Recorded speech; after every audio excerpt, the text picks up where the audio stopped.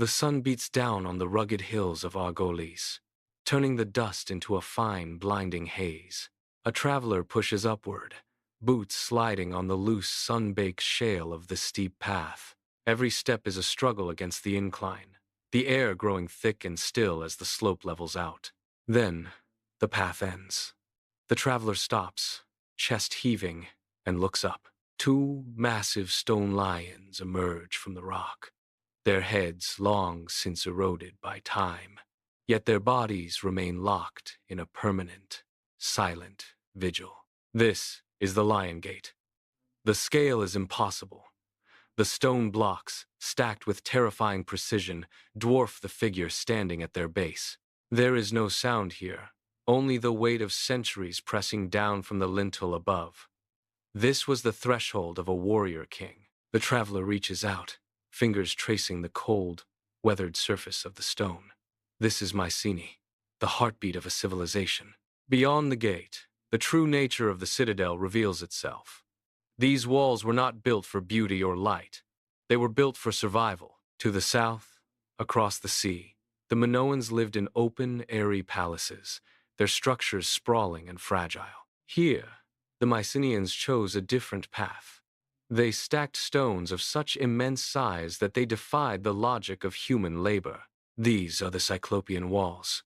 Each block weighs tons, hauled and fitted with a precision that left no room for mortar. They lock together, a jagged, impenetrable shell of limestone that hugs the mountain slope. Later generations, staring up at these towering barricades, could not fathom how mortal hands had moved such weight. They whispered that giants had walked these hills, lifting the boulders as if they were pebbles.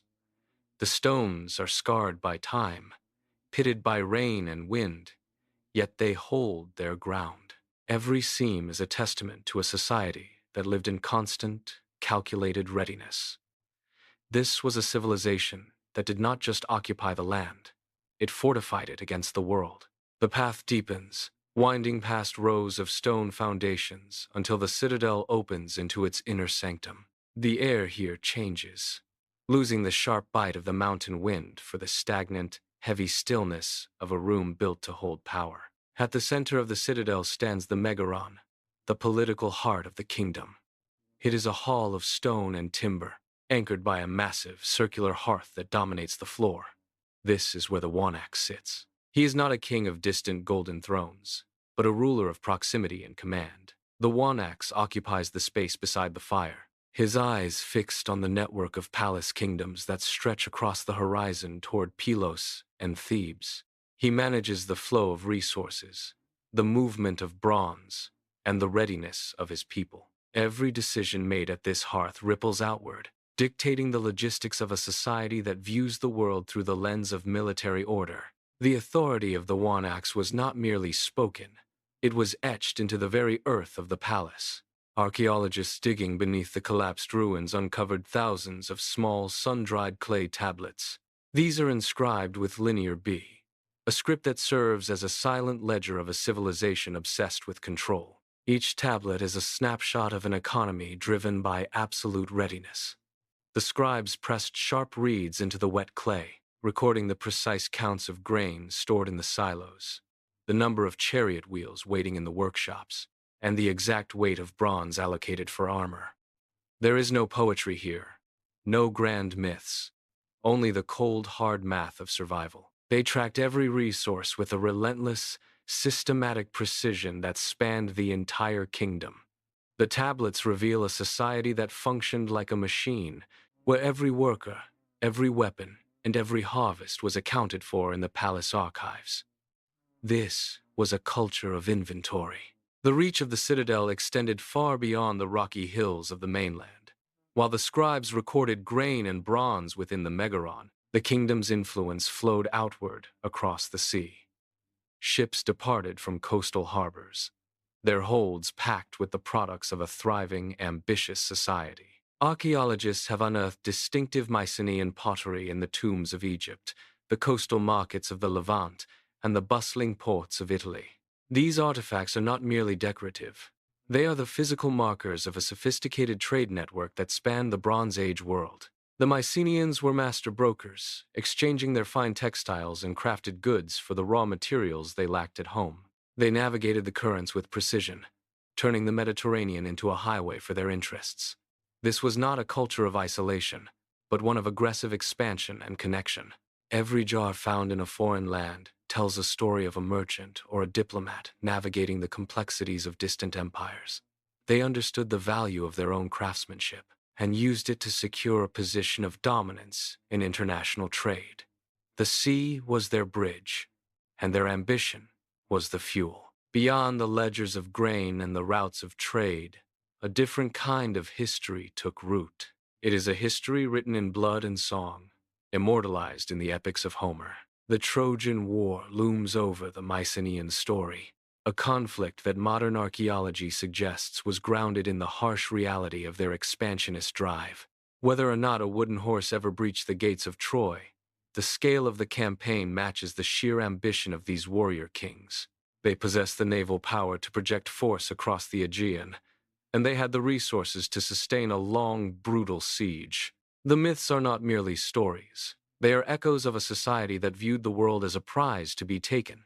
Every bronze sword and every chariot wheel recorded by the scribes was a tool for this kind of reach. They were the architects of a world where history and myth became indistinguishable, driven by an ambition that demanded to be remembered. The ambition that built the empire became the fuel for its destruction. Around 1200 BC, the stability of the palace network fractured. It began with the earth itself, tremors splitting the massive cyclopean stones and weakening the foundations of the megaron. Then came the fire. Whether triggered by drought, internal revolt, or the relentless incursions of the sea peoples, the citadels could not hold. The walls that had stood for centuries were breached. Smoke rose from the inner courtyards, choking the halls where the Wanaks once held court. Bronze swords were drawn, but there was no clear enemy to strike. The palace corridors turned into traps as the roofs collapsed under the heat. Grain stores burned, turning the wealth of the kingdom into ash. Chariots sat abandoned in the courtyards, their wheels charred and useless. The organized command structure of the warrior kings dissolved into a frantic struggle for survival. Every gate was forced, every archive room ransacked. Within a single generation, the heartbeat of the civilization stopped.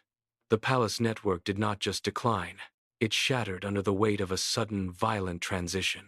The fires eventually died, leaving behind only cooling stone and the smell of charred earth. Then came a silence more terrifying than the flames. The scribes who once tallied the grain and tracked the bronze did not return to their desks. The clay tablets, once the lifeblood of the administration, lay shattered in the dust, their secrets locked away as the knowledge of Linear B vanished from the world. Without the script, the history of the kings stopped mid-sentence. Trade routes that had once pulsed with the movement of goods across the Mediterranean withered into nothingness. Ships no longer docked at the harbors. The harbors themselves began to silt over. The population, stripped of their centralized protection and their shared language of order, drifted away from the ruins. The complex, militarized society fragmented into isolated, struggling groups. What remained was a landscape of ghosts.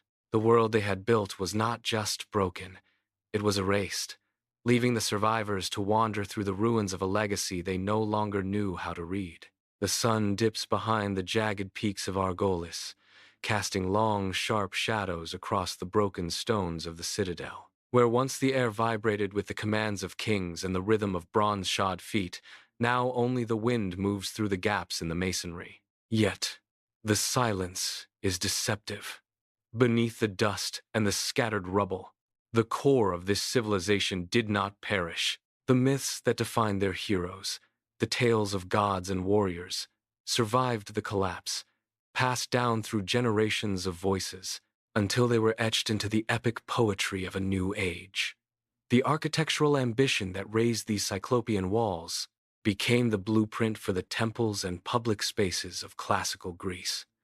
The very concept of the city-state, the focus on order, and the drive for expansion that characterized the Mycenaean world remained as a dormant seed in the soil of history. As the light fades, The stones of the Lion Gate stand as a testament to a legacy that refused to vanish. They are the architects of the foundations upon which the classical world was built.